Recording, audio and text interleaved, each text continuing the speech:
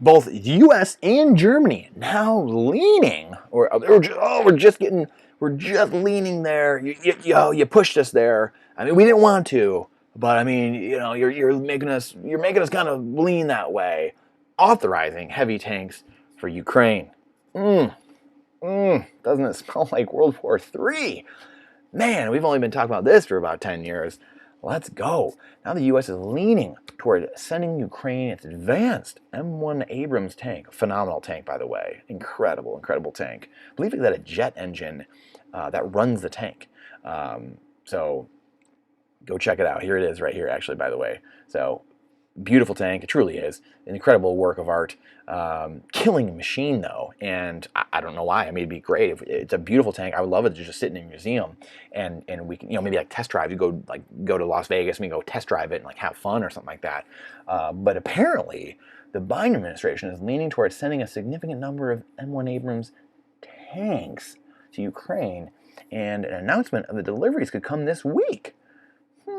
I wonder if that has anything to do with the $2.5 billion. I don't even know where I put the article, but another $2.5 billion again for we go back like 6 months ago. I shared an article, the Wikipedia, of all the different allotments of money in weapons we've already sent Ukraine, and the list is like a mile long.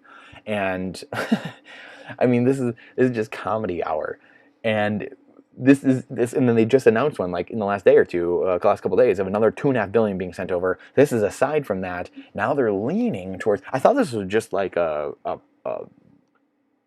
something that we weren't doing it. We weren't at war. We weren't doing anything. We just left Afghanistan. I thought we weren't doing this. What is all of a sudden we've got our tanks there now. We're sending all of our time and energy there, which is our wealth, which is represented by money. So we're printing all this currency, and then we're sending it over to Ukraine, hundreds of billions now at this point.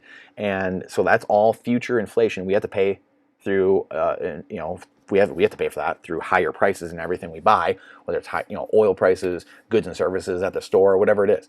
So that's all going to be paid by us. Who voted for these things? This is why it's so important to, one, fix the money to fix the world, get out of an inflationary fiat legacy monetary system, and get Bitcoin, and then also vote for liberty-minded constitutional people like Ron Paul. If you do anything today, go watch one video from Ron Paul's Liberty Report on YouTube. Leave my video now and go watch that. There's no one better that knows the monetary system and knows inside of politics and foreign policy than that man. I wish I would have known him 15, 20 years ago and truly who he was. I just didn't understand it at the time. I was too wrapped into like red and blue politics in the 2000s. And then in 2010, 9-10, when the great financial crisis happened, then I understood who he was and dug into him. And it was just too late at that point, because now we are off the cliff. Because now we're, World War III proxies. Russia, as Putin said, World War III really fought with ones and zeros. So did he have something to do with the FAA crash the other day we did the videos on the notice of airmen systems, notice of mission systems they changed it to? Did he have something to do with that? Because he's not going to sit there and necessarily get into like a kinetic war with us. I mean, he kind of is now, because we're sending the tanks over there. We got the Leopard 2 going over there and helping the Ukrainian forces. And there's a close-up of the Abrams. We're in an absolute clown world, and I don't know if we truly see what's going on, because here we are again, Ukraine rocked by corruption scandal.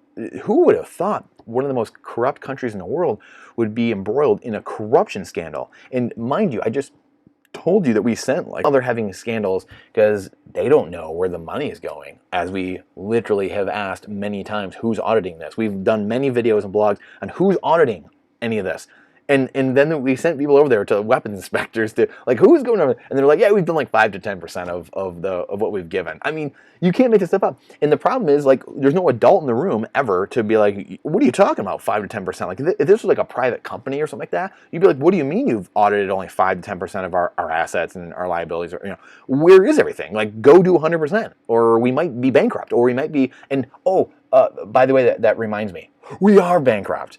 $31.5 trillion in debt we are, by the way. So if you wanted to know, we are bankrupt. We continually send our wealth and our bringing prosperity from our kids, our grandkids, our future prosperity, everything into the future, out of the future into now, to go pay for these foreign wars, proxy wars, all this BS that has nothing to do with us, and killing men, women, and children.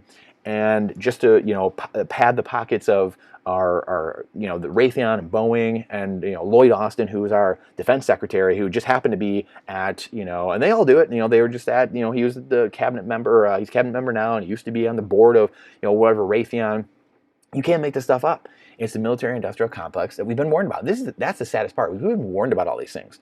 Eisenhower, everyone's warned us about these things, and we just continue to go down the road, play stupid games, and get stupid rewards. It's going to continue to happen. So I just want to bring this to your attention. We're sending tanks over there now. We got Bill Gates doing moronic studies, Mr. Tollbooth himself doing moronic studies that could be solved by Bitcoin.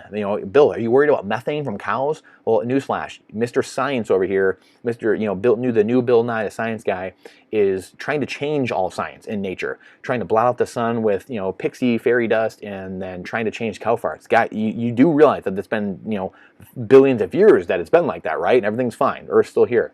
So if you believe people like Mr. Tollbooth, and you believe that your money is being spent for a good reason over here in Ukraine, and that sending the Leopard and the M1 Abrams over, and just to help out, if you believe in those things, then I have some oceanfront property to sell you in Nebraska. So please share this video. Please get it out there. Please start circulating what's actually happening in the world. Please like and subscribe to the channel. Please let me know what you think about what's going on, this clown world we live in, and what's happening. So again, I appreciate your time and your energy. It's the most important asset we have. Time is the only finite asset we have besides Bitcoin. So make the only fair trade. Why would you trade your finite time for anything that's infinite? Dollars, peso, yen, blades of grass, grains of sand. Only trade your finite time for the other finite asset that I know of, Bitcoin. That's it, the only two. I appreciate you. I look forward to seeing you on the next one.